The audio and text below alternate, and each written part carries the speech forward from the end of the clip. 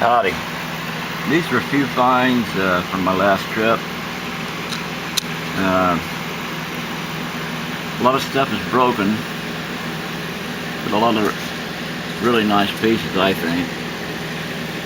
This one right here was a northern that had been heat treated. You can see the pot mark right there where it got a little too hot.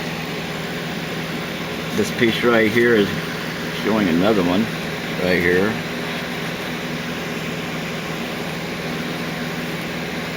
Down there. We got that just a little too hot, but still workable. I think what happened here was the waves from the barges pretty much broke everything up that was laying in the gravel. This would have been a pretty nice pentagonal knife.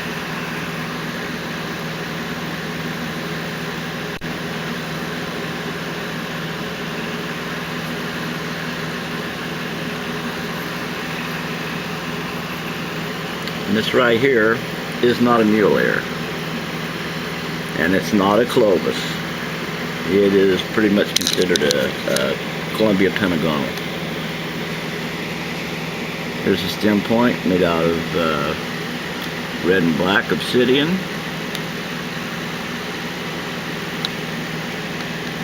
Here's another one resembling an Elko. Made out of opalized wood. This was a very fine piece, just missing the tip. I found half of a pipe bowl with this piece as well. A little red sandstone pipe bowl. And here's a heartbreaker right here. Missing a wing. Missing the stent, missing the point. Yeah, I hate those. So nice. Here's a little rabbit island. Kind of a long rabbit island. It's just missing the tip. It's made out of gold agate.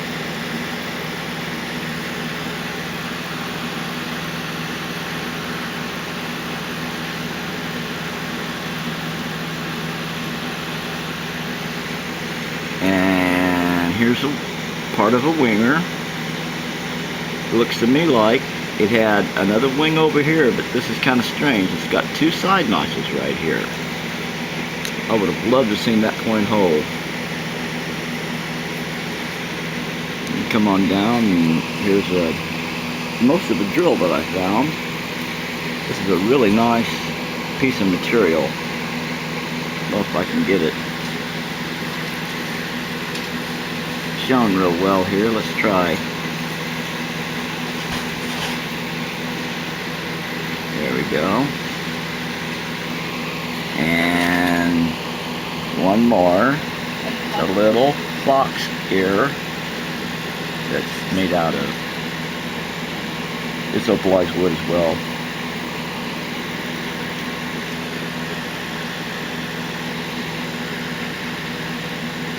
Okay. Now, these things were laying all over. These are banded net weights. They're usually used on the leading edge of the net. You can tell most of them are big, heavy. I have these that still have the impression of the cordage around here, very dark stain. This is called a 3/4 groove right here. In other words, the groove does not go all the way around, it just goes 3/4 of the way. Here's another variation. This one goes just a little bit farther.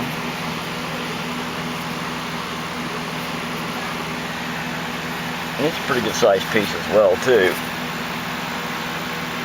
You can tell these were used for pretty heavy applications. And the pestle I picked up looks to me to be the top part of maybe a salmon packing pestle or a larger pestle at one time. As you can see, it's been used. It's been battered down here on the bottom like it's been repaired. Very high polish on it. I'm pretty sure this thing was at least 12, maybe 12 inches, maybe even longer in its original form. Here's another small pestle that was found with a hopper mortar.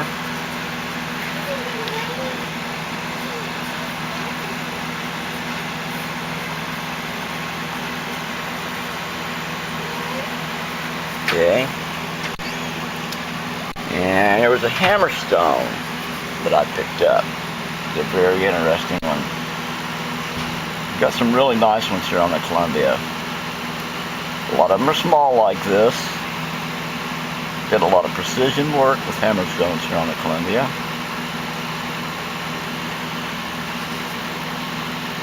This is just a really good feeling piece. I mean, you can really do some nice work with a little tool like this. I have one other I want to show, Radiant Gem, that's from the desert, from Harney County.